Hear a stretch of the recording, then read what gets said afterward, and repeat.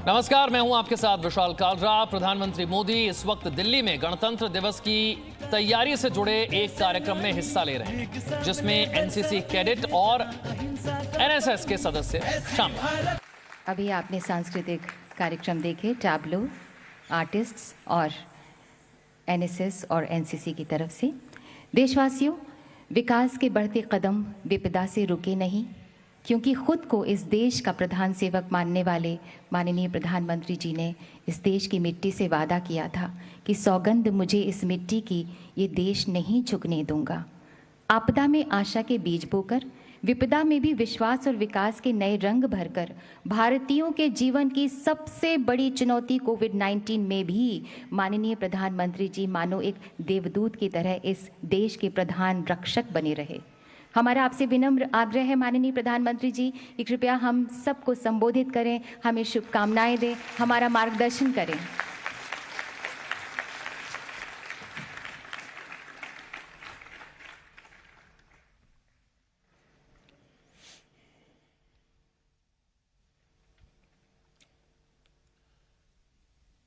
मंत्रिमंडल के मेरे वरिष्ठ सहयोगी, देश के रक्षा मंत्री श्रीमान राजनाथ सिंह जी, श्री अर्जुन मुंडा जी, श्री किरण रिजिजू जी, श्रीमती रेणुका सिंह जी और देश भर से यहाँ आए हुए मेरे प्यारे नौजवान साथियों,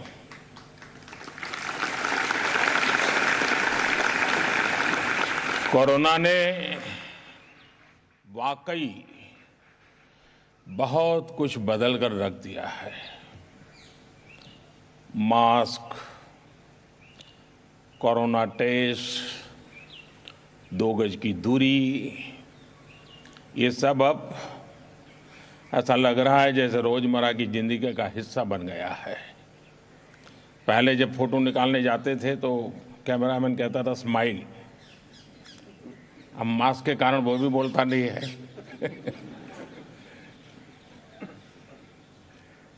यहाँ भी हम देख रहे हैं कि अलग अलग जगह बैठने की व्यवस्था करनी पड़ी है, काफ़ी फैलाव रखना पड़ा है, लेकिन इसके बावजूद भी आपका उत्साह, आपकी उमंग, उसमें कोई कमी नजर नहीं आ रही है, वैसी की वैसी।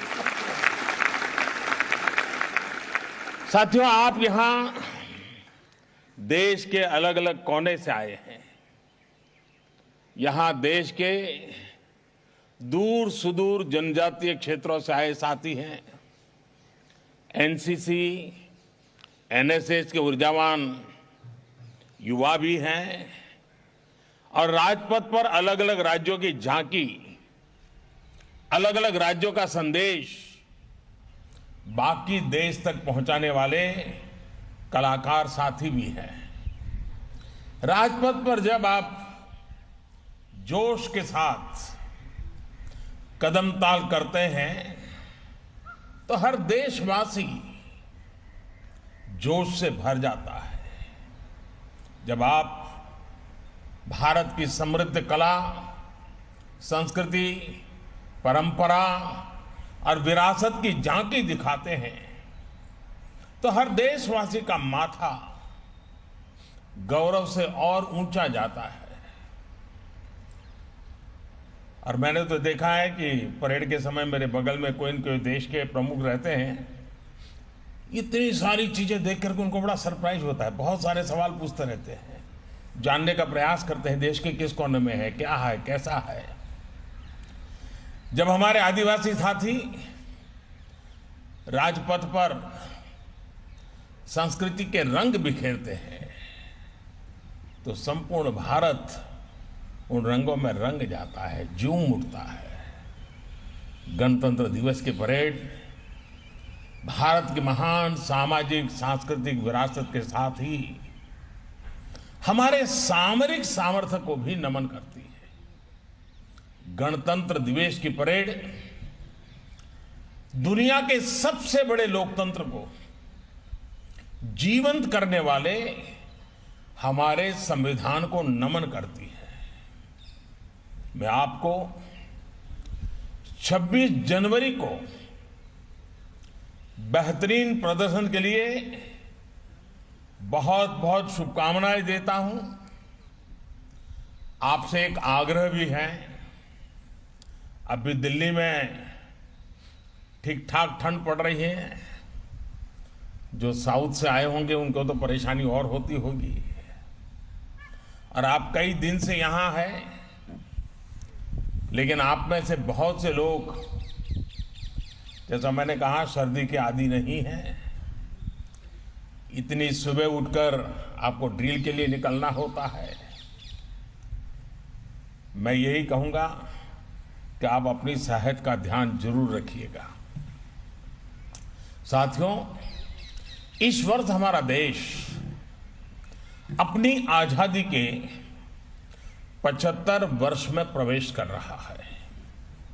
इस वर्ष गुरु तेग बहादुर जी का 400वां प्रकाश पर्व भी है, और इसी वर्ष हम नेताजी सुभाष चंद्र बोस की 125वीं जन्म जयंती भी मना रहे हैं।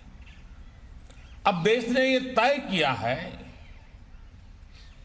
कि नेताजी के जन्मदिवस को हम पराक्रम दिवस के तौर पर मनाएंगे।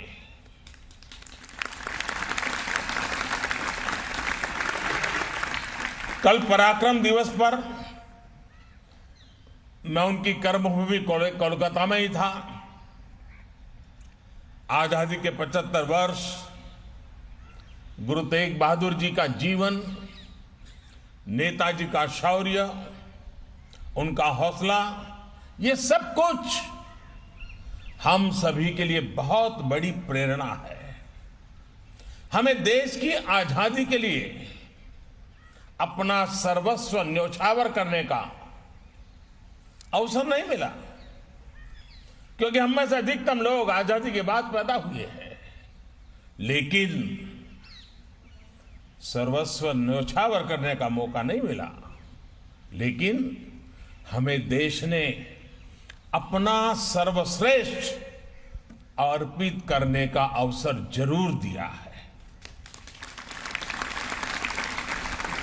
हम जो भी देश के लिए अच्छा कर सकते हैं, भारत को मजबूत बनाने के लिए कर सकते हैं, तो हमें करते ही रहना चाहिए।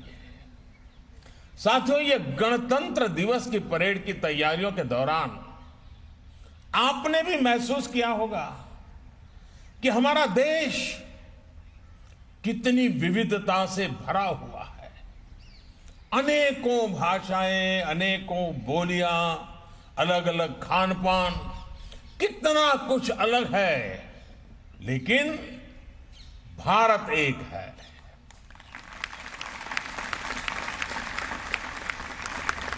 भारत यानी कोटि कोटि सामान्य जन के खून पसीने, आकांक्षाओं और अपेक्षाओं की सामूहिक शक्ति। भारत यानी राज्य अनेक, राष्ट्र एक। भारत यानी समाज अनेक, भाव एक। भारत यानी पंथ अनेक, लक्ष्य एक। भारत यानी रिवाज अनेक, मूल्य एक। भारत यानी भाषाएं अनेक, अभिव्यक्ति एक। भारत यानी रंग अनेक, तिरंगा एक। अगर एक पंक्ति में कहें तो भारत में रास्ते भले ही अलग अलग हैं, लेकिन गंतव्य एक ही है, मंजिल एक ही है, और ये मंजिल है एक भारत श्रेष्ठ भारत।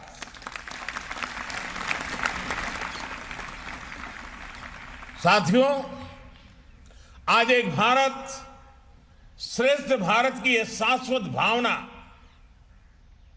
देश के हर कोने में प्रकट हो रही है, मजबूत हो रही है। आपने भी देखा और सुना भी होगा कि मिजोरम की 4 साल की बालिका उसने वंदे मातरम जब गाया तो सुनने वाले को गर्व से भर देता है। केरल के स्कूल की एक बच्ची जब कठिन परिश्रम से सीखकर एक हिमाचली गीत बड़े परफेक्शन के साथ गाती है तो रास की ताकत महसूस होती है। तेलुगु बोलने वाली एक बिटिया जब अपने स्कूल प्रोजेक्ट में बड़े रोचक ढंग से हरियाणवी खान पान का परिचय देती है तो हमें भारत की श्रेष्ठता के दर्शन होते हैं। साथियों, भारत की इसी ताकत से देश और दुनिया को परिचित करने के लिए एक भारत श्रेष्ठ भारत एक पोर्टल बनाया गया है। और आप तब तो डिजिटल जनरेशन वाले हैं तो जरूर जाइएगा। इस पोर्टल पर एक भारत श्रेष्ठ भारत जो पोर्टल बनाया है उस पर जो व्यंजन विधियों का सेक्शन है उस पर 1000 से भी अधिक लोगों ने अपने प्रदेश के व्यंजन साझा किए हैं। कभी समय निकालकर आप इस पोर्टल पर को जरूर देखिएगा और परिवार में भी कहिए जरा आज मां बताओ ये, आपको बहुत आनंद आएगा। साथियों, बीते दिनों कोरोना काल में स्कूल कॉलेज आदि बंद होने पर भी देश के युवाओं ने डिजिटल माध्यम से अन्य राज्यों के साथ वेबिनार किए हैं। इन वेबिनार्स में म्यूजिक, डांस, खान पान की अलग अलग राज्यों की अलग अलग शैलियों पर बड़ी विशद चर्चाएं की हैं। आज सरकार की भी कोशिश है कि हर प्रांत, हर क्षेत्र की भाषाएं, खान पान और कला का पूरे देश में प्रचार प्रसार हो। देश में भारत के हर राज्य के रहन सहन, तीज त्योहार के बारे में जागरूकता और बढ़े। विशेष तौर पर हमारी समृद्ध आदिवासी परंपराओं, आर्ट एंड क्राफ्ट से देश बहुत कुछ सीख सकता है। इन सबको आगे बढ़ाने में एक भारत श्रेष्ठ भारत अभियान बहुत मदद कर रहा है। साथियों, आजकल आपने सुना होगा देश में बहुत बोला जाता है, सब दूर सुनाई देता है, वोकल फॉर लोकल। जो अपने घर के आसपास चीजें बन रही हैं, स्थानीय स्तर पर बन रही हैं, उस पर मान करना, उसका गर्व करना, उसे प्रोत्साहित करना, यही है वोकल फॉर लोकल। लेकिन ये वोकल फॉर लोकल की भावना तब और मजबूत होगी जब इसे एक भारत श्रेष्ठ भारत की भावना से शक्ति मिलेगी। हरियाणा की किसी चीज की संबंध में मैं तमिलनाडु में रहता हूं, मुझे गर्व होना चाहिए। केरल की किसी चीज का मैं हिमाचल में रहता हूं, मुझे गर्व होना चाहिए। एक क्षेत्र के लोकल प्रोडक्ट पर दूसरा क्षेत्र भी गर्व करेगा, उसे प्रोत्साहित करेगा, तभी लोकल प्रोडक्ट की पहुंच देश भर में होगी। उसमें एक ग्लोबल प्रोडक्ट बनने की ताकत पैदा होगी। साथियों, ये वोकल फॉर लोकल, ये आत्मनिर्भर भारत अभियान, इनकी सफलता आप जैसे नौजवानों पर टिकी हुई है। और आज जब मेरे सामने एनसीसी और एनएसएस के इतने सारे नौजवान हैं,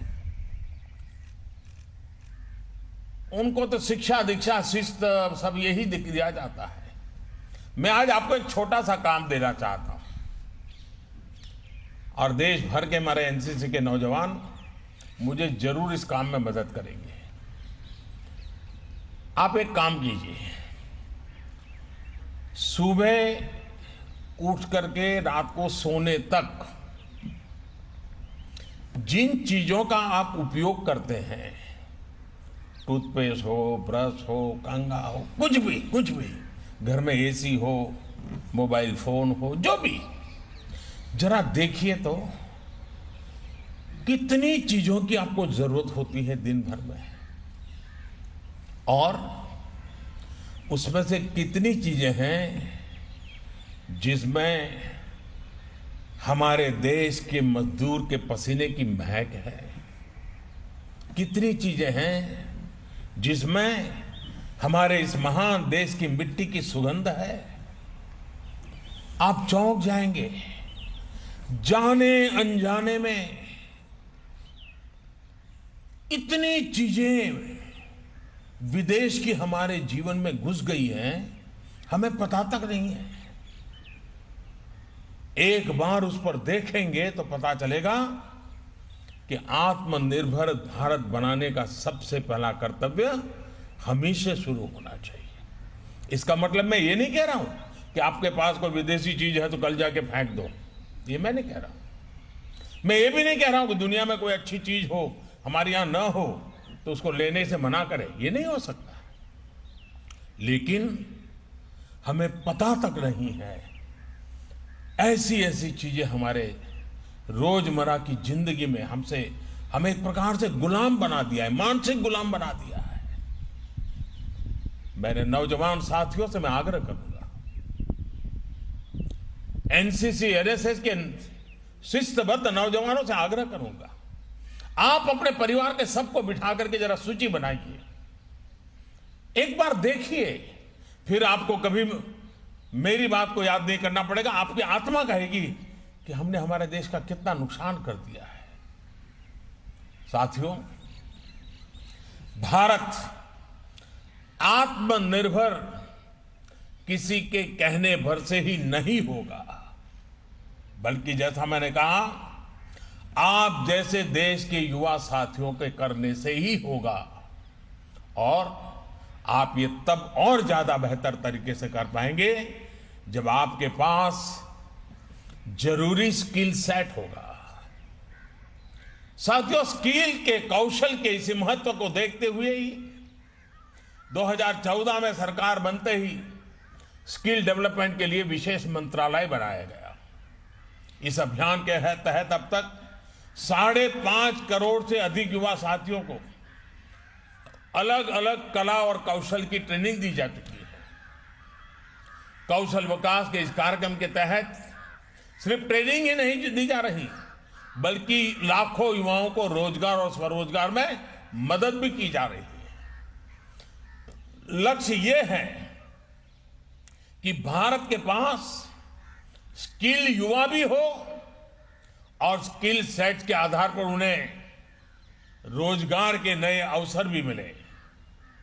साथियों, आत्मनिर्भर भारत के लिए युवाओं के कौशल पर यह फोकस भी देश की नई राष्ट्रीय शिक्षा नीति ने प्रस्तुत किया है। आप भी उसको देख पाएंगे। इसमें पढ़ाई के साथ साथ ही पढ़ाई के उपयोग यानी एप्लीकेशन पर भी उतना ही बल दिया गया है। राष्ट्रीय शिक्षा नीति की कोशिश यह है कि युवाओं को उनकी रुचि के अनुसार विषय चुनने की आजादी दी गई है। उनको कब पढ़ाई करनी है, कब पढ़ाई छोड़नी है और कब फिर से करनी है, इसके लिए भी फ्लेक्सिबिलिटी दी गई है। कोशिश यही है कि हमारे विद्यार्थी जो कुछ खुद से करना चाहते हैं वो उसी में आगे बढ़ें।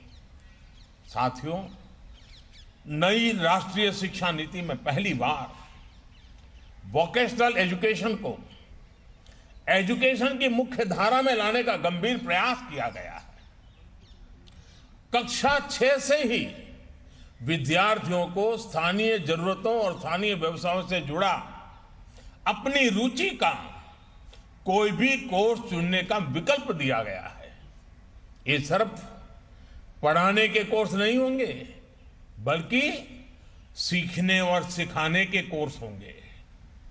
इसमें स्थानीय कुशल कारीगरों के साथ प्रैक्टिकल अनुभव भी दिया जाएगा। इसके बाद चरणबद्ध तरीके से सभी मेडिकल स्कूलों के शैक्षणिक विषयों में व्यावसायिक शिक्षा को एकीकृत करने का भी लक्ष्य है।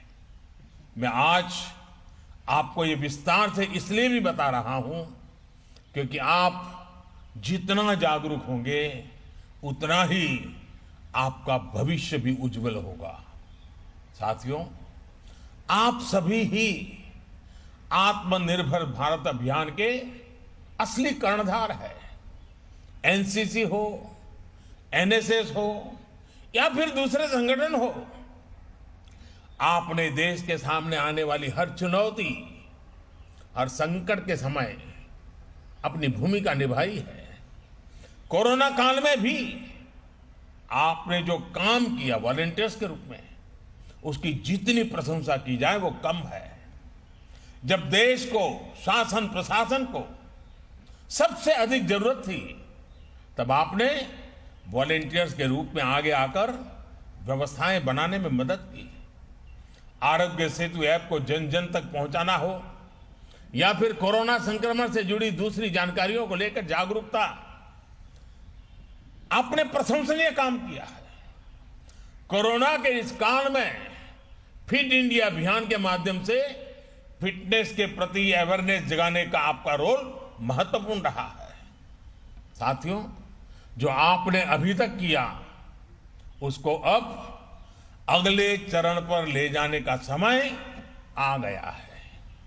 और मैं ये आपसे इसलिए कह रहा हूं क्योंकि आपकी पहुंच देश के हर हिस्से, हर समाज तक है। मेरा आपसे आग्रह है कि आपको देश में चल रहे कोरोना वैक्सीन अभियान में भी देश की मदद करने के लिए आगे आना है। आपको वैक्सीन को लेकर सही जानकारियां देश के गरीब से गरीब और सामान्य से सामान्य नागरिक को देनी है। कोरोना की वैक्सीन भारत में बनाकर भारत के वैज्ञानिकों ने अपना कर्तव्य बखूबी निभाया है। अब हमें अपना कर्तव्य निभाना है। झूठ और अफवाह फैलाने वाले हर तंत्र को हमें सही जानकारी से परास्त करना है। हमें ये याद रखना है कि हमारा गणतंत्र इसलिए मजबूत है क्योंकि ये कर्तव्य की भावना से संकल्पित है। इसी भावना को हमें मजबूत करना है। इसी से हमारा गणतंत्र भी मजबूत होगा और आत्मनिर्भरता का हमारा संकल्प भी सिद्ध होगा। आप सभी को